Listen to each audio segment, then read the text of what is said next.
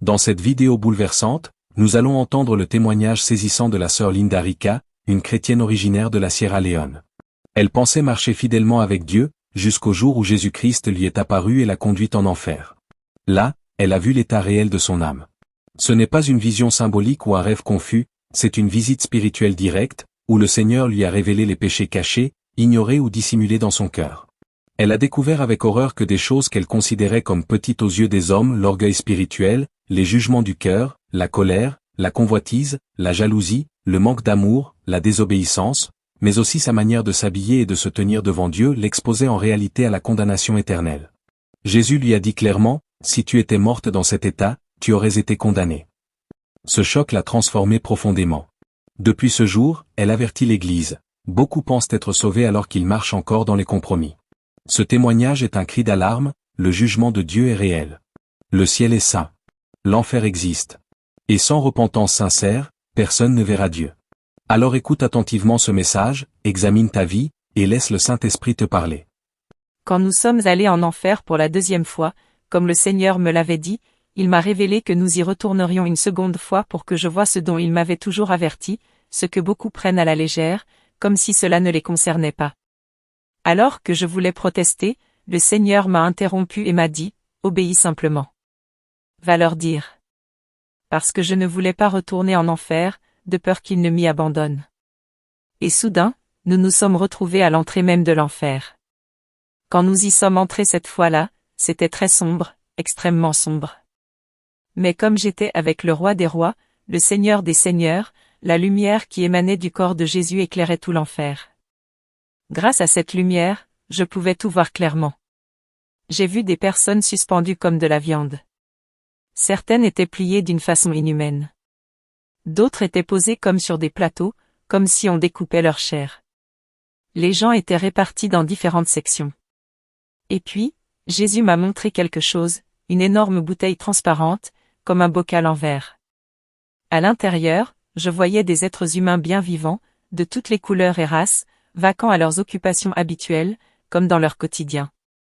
Je lui ai demandé, « Seigneur, ces gens sont en enfer, mais ils ne semblent pas souffrir. » Et il m'a répondu, « Ce sont leurs esprits. Ce sont des pécheurs encore vivants sur la terre, mais que le diable a déjà enchaînés et capturés. Si l'un demeure dans cet état, il va directement en enfer. C'est uniquement s'ils se repentent qu'ils peuvent être libérés de cette prison spirituelle. » Ce que je voyais, c'était comme une émission télévisée.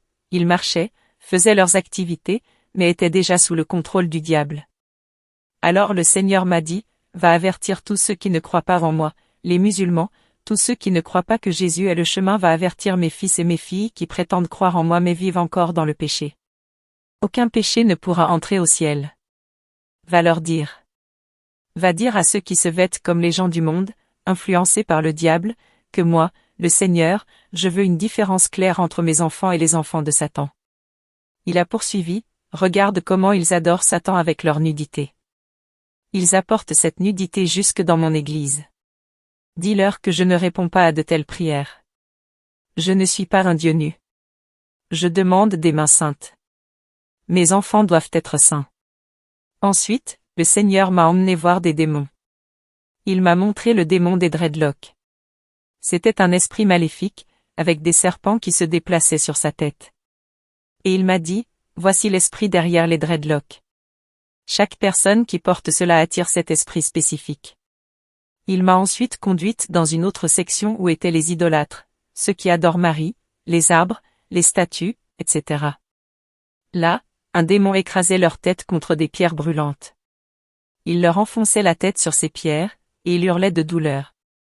Le démon leur disait, « Il n'y a qu'un seul Dieu très haut à adorer, bande d'insensés. » Et le Seigneur m'a dit, « Va avertir les musulmans, les catholiques, les idolâtres, les occultistes, tous ceux qui adorent des démons ou la création. Ils se détruisent eux-mêmes. » Ensuite, nous sommes allés dans la section des fumeurs. On leur faisait mettre des objets brûlants dans la bouche. Cela leur rôtissait la bouche, qui s'ouvrait sous la douleur, et ils criaient, pleuraient. Et le Seigneur a dit, « Va leur dire, ceux qui aiment fumer, ceux qui introduisent des choses impures et brûlantes dans leur corps, s'ils meurent ainsi, c'est ce qui les attend. » Puis, le Seigneur m'a emmené voir ceux qui commettent la fornication. Il m'a dit, regarde ce qu'ils t'ont fait. Et j'ai vu les mêmes actes horribles. Les jambes des personnes étaient écartées de force, et on leur enfonçait des lances dans les parties intimes. Ensuite, on m'a parlé d'un clip vidéo illustrant cela. Une sœur chinoise, que je ne connais pas personnellement, a eu une vision similaire. Elle était artiste, et Dieu lui a demandé de dessiner tout ce qu'elle avait vu dans l'enfer. Plus tard, quelqu'un est venu avec cette vidéo pour me montrer que Dieu agit vraiment dans le monde, qu'il utilise différentes personnes pour révéler les mêmes vérités. Enfin, j'ai vu des femmes mariées et des hommes mariés, liés légalement, mais qui quittent leur conjoint pour entretenir des relations adultères avec des amants ou des maîtresses. J'ai vu comment on les torturait aussi, des serpents à tête tranchante les perçaient. Je voyais des objets tranchants passer à travers les parties intimes des femmes et ressortir par leur bouche. Cela se répétait encore et encore. Le Seigneur me dit alors, va avertir les femmes. Va avertir les maris. Ils doivent être fidèles à leurs conjoints. Ils ne doivent pas commettre d'adultère dans leur mariage. Ils doivent être saints et loyaux l'un envers l'autre jusqu'à ce que la mort les sépare. Ils ne doivent pas se séparer. Ils ne doivent pas souiller leur corps. Seul l'époux doit voir la nudité de son épouse, et seule l'épouse doit voir la nudité de son mari. Ensuite, le Seigneur me montra la section des voleurs, ceux qui commettent des vols à main armée, ou même des petits vols dans les maisons, des vols qu'on banalise. Là, le diable leur tranchait les mains comme on découpe de la viande. Et le Seigneur me dit, va les avertir. Il n'y a aucun plaisir en enfer. Puis, le Seigneur me montra les homosexuels, tous ceux qui pratiquent ces choses. Il me dit, va avertir ceux qui s'adonnent à cela. Ils se souillent eux-mêmes. Ils commettent une grande abomination. J'ai vu alors un démon les brûler, puis leur enfoncer un fer chauffé à blanc dans l'anus. Ils hurlaient de douleur. C'était insupportable. Je me suis couverte les yeux et j'ai supplié Dieu de leur venir en aide, tant la torture était atroce. Le démon les pliait, leur disait, tu aimes ça, n'est-ce pas, puis il insérait l'objet brûlant qui traversait leur corps jusqu'à sortir par leur bouche. Ensuite, il recommençait avec un autre objet. Le Seigneur, en voyant cela, a commencé à pleurer. Il m'a dit, va avertir ceux qui commettent cette abomination. Cela ne leur apportera rien d'autre qu'une souffrance éternelle. Puis j'ai vu des lesbiennes, des femmes qui ont des relations sexuelles entre elles. Satan avait envoyé un démon qui les allongeait sur une table, puis les transperçait avec toutes sortes d'objets. Il insérait, arrachait, transperçait sans relâche. Elles hurlaient, pleuraient, regrettaient. Le démon leur disait, tu aimais jouer avec ta semblable, pourquoi tu cries maintenant? Et elles criaient à Dieu, disant, Seigneur, je ne recommencerai plus. Le Seigneur me dit, as-tu vu? Va avertir, car certains de mes amis s'adonnent à cela. Va leur dire. Même certains pasteurs ordonnent ces gens au nom de Dieu.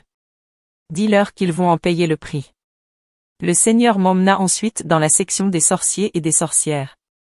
Je les ai vus manger leur propre chair, comme si c'était de la nourriture. Le Seigneur me dit, tous ceux-là, qui mangent de la chair humaine la nuit, qui boivent du sang, et qui se trouvent au milieu de mes enfants pour détruire leurs œuvres, s'ils ne se repentent pas, ils mangeront leur propre chair en enfer.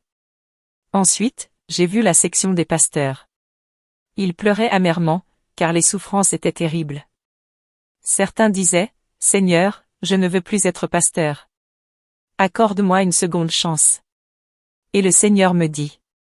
Va dire aux pasteurs qui se moquent de leur appel, je l'ai écrit dans ma parole, ils seront parmi les plus durement punis en enfer, tout près du diable. Dis-leur que tout pasteur qui ne prêche pas un message de repentance, de sainteté et de justice pour ramener mes enfants à moi, tous ceux qui prêchent pour leur ventre, pour leur richesse, vont le regretter amèrement. Leur sort sera pire que celui de n'importe quel autre pécheur ici. Puis le Seigneur m'a conduite dans une autre section. Il m'a dit, tous ces musiciens que vous aimez écouter. Leur musique vous souille quand vous écoutez leurs messages, parce que leurs chansons sont dédiées au diable. C'est le diable qui leur donne argent et renommée. Ces messages que vous écoutez remplissent votre cœur du désir de pécher. Et le Seigneur m'a dit, je vais te montrer aujourd'hui ton artiste préféré.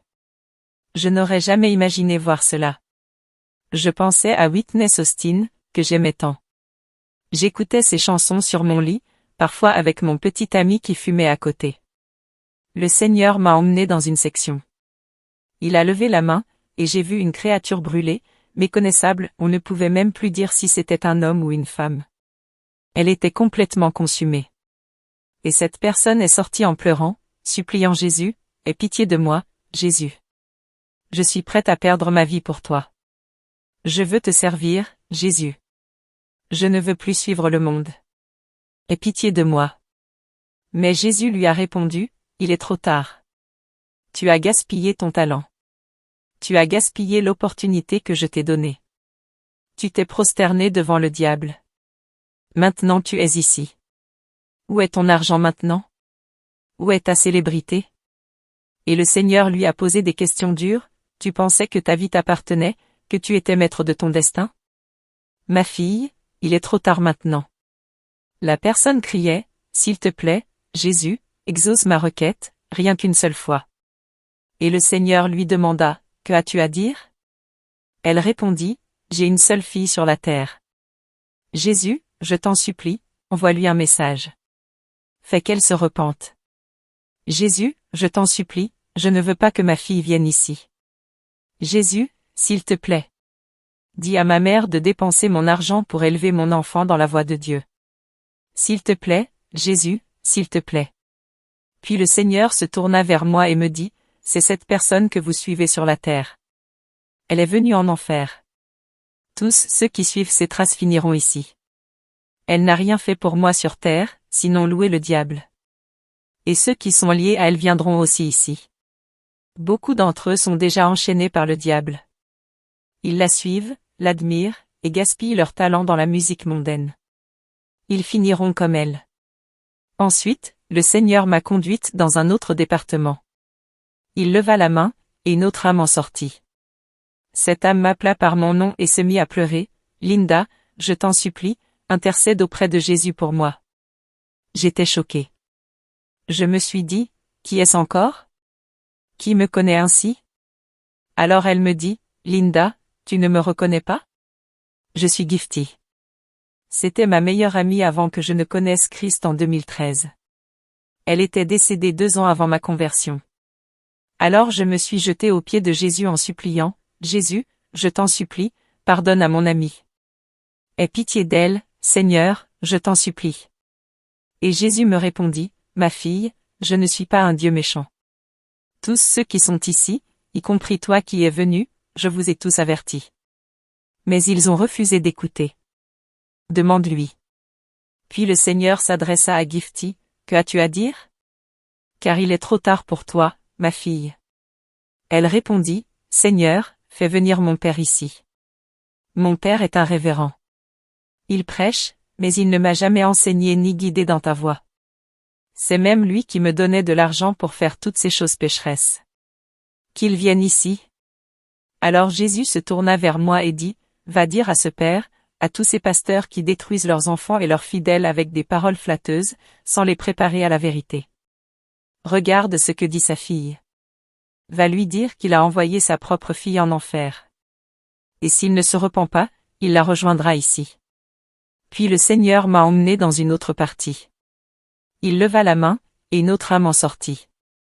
Ni lui ni moi ne parlions. Cette âme nous regarda, puis se mit à pleurer. Elle dit, « Ma fille, je t'en supplie, supplie Jésus pour moi. Ne me laisse pas ici. Intercède, ma fille. » Et je reconnus que c'était ma propre mère. Je me mis à genoux et je criai, « Jésus, s'il te plaît, Jésus, je t'en supplie. » Ma mère était musulmane, « Jésus, je t'en supplie. » Je pleurais, je suppliais, « Jésus, je t'en supplie, sauve ma mère. » Et le Seigneur me répondit, « Ma fille, je ne changerai pas pour qui que ce soit. Ta mère était musulmane, elle ne croyait pas en moi. Elle n'a pas vécu selon ma volonté. Je ne changerai pas. » Je continuais à pleurer, « Seigneur, je t'en supplie, sauve ma mère. » Et ma mère suppliait aussi, « Ma fille, ne me laisse pas ici. S'il te plaît, Jésus, sauve-moi. Je crois maintenant. Je te suivrai, Jésus. » Mais Jésus répondit, « Ma fille, il est trop tard. » Et ma mère s'écria, dis à tes sœurs de ne pas venir ici. Je me jetai aux pieds de Jésus, en suppliant, Seigneur, tu m'as montré ta miséricorde, fais-le pour ma mère aussi. Et le Seigneur me dit, ma fille, je ne suis pas un Dieu cruel. C'est pour cela que je t'envoie. Va dire à ceux qui sont encore sur la terre de se repentir avant qu'il ne soit trop tard. Je ne suis pas un Dieu méchant. Et pendant que le Seigneur parlait à ma mère et disait, il est trop tard, elle commença à être entraînée vers le bas. Elle m'appela par mon nom, ne m'abandonne pas. Et je suppliais Jésus, Seigneur, tu as le pouvoir de la sauver. Je lui enseignerai ta voie. Mais le Seigneur me dit, laisse-la. Puis Jésus me parla en disant, voilà comment je pleure chaque jour, à chaque fois qu'un de mes enfants rate mon royaume et se retrouve ici. Je n'ai pas créé l'enfer pour eux. L'enfer a été préparé pour le diable. Mais moi, je suis Dieu, je ne suis pas un homme. Je ne changerai jamais mes standards pour qui que ce soit. Quiconque meurt dans le péché, sans avoir écouté mes avertissements, je le laisserai ici. Et il ajouta, en pleurant. Humanité, que vous ai-je fait pour que vous m'abandonniez ainsi? Il me dit encore. Ma fille, je te charge d'accomplir ta mission. Va faire ta part. Et ensuite, le Seigneur me transporta vers une autre scène, le Seigneur m'a montré le royaume du diable. Il m'a dit, regarde. Et j'ai vu Satan. Tous ces accessoires que les gens portent, bijoux, faux cheveux, etc., sont liés à des esprits démoniaques, à des sorts et à l'esprit du dragon. Le Seigneur m'a dit, ce sont ces choses que vous portez sur votre corps. Chacune d'entre elles est accompagnée d'un esprit. Lorsqu'elles sont sur vous, elles souillent votre corps. Elles polluent votre cœur. Voilà comment mes enfants, qui m'aimaient autrefois, finissent par se corrompre, pécher, rétrograder. Il ajouta. Tu veux prier, mais tu n'y arrives pas, car tu portes les biens du diable. Avant tu aimais évangéliser, lire ma parole. Maintenant, tu es devenu tiède. L'esprit de rétrogradation t'a gagné. Le Seigneur dit encore. Les choses qu'ils portent souillent leur corps. Va leur dire qu'ils ne pourront pas accomplir mon œuvre ainsi, car le diable les contamine jour après jour. Le Seigneur m'a ensuite montré des démons vêtus de manière indécente. Il m'a montré comment Satan dessine des catalogues de vêtements impudiques et les remet aux grandes marques et créateurs. Les grandes actrices et acteurs travaillent pour le diable. Ils savent exactement ce qu'ils font. Ces tenues qu'ils lancent et que vous appelez « nouvelle mode », c'est le diable qui leur demande de les exposer. Et nous, les enfants de Dieu, nous les achetons et disons que c'est tendance. Le Seigneur dit. Le diable sait que la nudité entraîne la convoitise. C'est lui qui manipule le monde. Regarde ce qu'il fait. J'ai vu des personnes très influentes assises avec Satan. Le Seigneur m'a dit. Ce sont eux qui dirigent le monde. Acteurs, actrices, producteurs, fabricants, leaders, même certains pasteurs. Ce sont des gens de la terre qui collaborent avec le diable pour corrompre mes enfants. Puis il m'a ordonné. Avertis-les. J'ai vu des commerçants. Le Seigneur m'a dit que Satan contamine même la nourriture des gens. Voilà pourquoi, quand ils mangent sans prier, ils se retrouvent souillés et affaiblis spirituellement. Mes enfants dorment spirituellement. Ils ne prient plus. Va leur dire de reprendre leur vie de prière. Ensuite, j'ai vu différents pasteurs, hommes et femmes, liés au diable. Celui-ci leur donnait des objets pour polluer l'église, mouchoirs, eau spéciale, bracelets, huile, etc. Tous ces objets qu'ils distribuent dans les églises servent à détourner la foi du peuple loin de Dieu. Le Seigneur me dit. Je ne suis pas le Dieu des mouchoirs. Toutes ces choses que l'on donne dans les églises deviennent des objets de foi, et les gens ne me prient plus. Il ajouta. La prière est la clé. Mais ils sont occupés à autre chose. Et il me montra à quel point c'était vrai. Moi-même, quand je voulais dormir ou aller à un programme, j'appliquais seulement de l'huile d'onction, croyant que cela suffisait. Même pour un entretien, je frottais l'huile sur les papiers. On ne prie même plus vraiment, on croit que l'huile est Jésus lui-même. Le Seigneur m'a dit. L'huile a pris ma place. L'eau a pris ma place.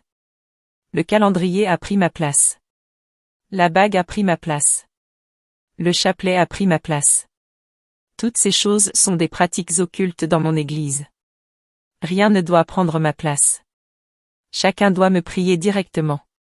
Aucun de ces objets n'a de pouvoir. Je ne suis pas le Dieu de ces choses. Il m'a ensuite montré Satan en train d'imposer les mains à des pasteurs, qui ensuite sortaient pour aller corrompre le monde. Le Seigneur dit: Va dire que beaucoup de faux prédicateurs se sont levés, et ils tromperont beaucoup de gens. Dis à mes enfants que sans sainteté et justice, ils ne me verront pas. Il doit y avoir une différence claire entre mes enfants et ceux du monde.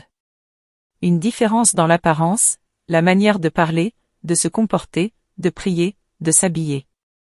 Partout où ils vont, cette différence doit être visible. Quiconque ressemble au monde, agit comme lui, parle comme lui, ne m'appartient pas. Avant de commencer à prêcher, je lisais toujours les Écritures. Puis je dis au Seigneur: ce que j'ai vu de mes yeux, je ne veux plus aller dans aucune dénomination.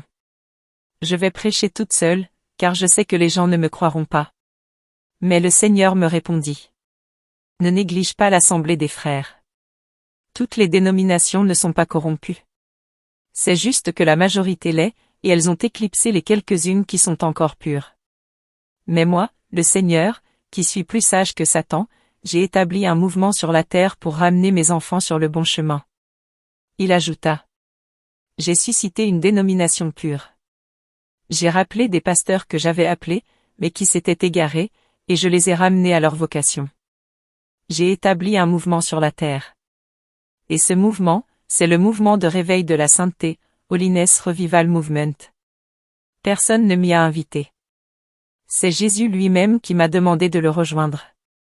Le Seigneur m'a dit: j'ai établi ce mouvement sur la terre. Lorsque tu retourneras, joins-toi à ce mouvement de réveil dans la sainteté. C'est mon œuvre. Ce que cet homme te dit là, ce que mon fils te dit là, c'est moi qui mets les paroles dans sa bouche. Lui-même, il ne sait même pas. Si tu obéis, ma fille, si tu écoutes et que tu changes ta vie, alors tu n'auras plus qu'à attendre mon retour pour l'enlèvement. Mais si tu retournes vers les choses du monde, tu reviendras ici. Je t'ai donné une dernière chance, une dernière grâce. Si tu retournes en arrière, ce sera fini. Je déposerai cette grâce pour toujours. Va maintenant, rejoins-les, car tu vas devoir sortir d'ici.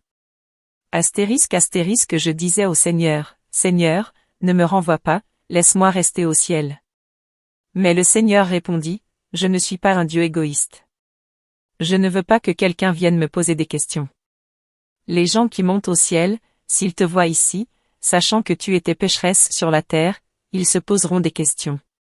Alors le Seigneur dit: astérisque astérisque, tu retournes sur la terre pour achever ton salut avec crainte et tremblement. Tu dois travailler ton salut, Linda, avec crainte et tremblement. Et à partir d'aujourd'hui, partout où tu iras, j'ouvrirai les portes devant toi.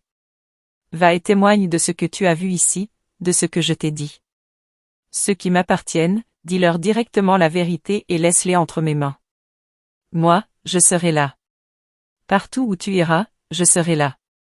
Ceux qui sont à moi, j'écrirai leur nom dans le livre de vie. Partout où tu iras, fais un appel à l'autel. Ceux qui viendront donner leur vie, je les toucherai moi-même. Je leur accorderai la repentance. Toi, tout ce que tu as à faire, c'est de m'écouter. Va et témoigne de ce que tu as vu, de ce qui t'est arrivé, du message que je t'ai donné. Le reste, laisse-le moi. Je ramènerai mes enfants. Maintenant, va. Travaille à ton salut avec crainte et tremblement. Astérisque astérisque. Et quand le Seigneur a fini de parler ainsi, il dit: va. Va. Et c'est là que j'ai repris conscience, entouré de ma famille, dans la maison. C'est cela mon témoignage.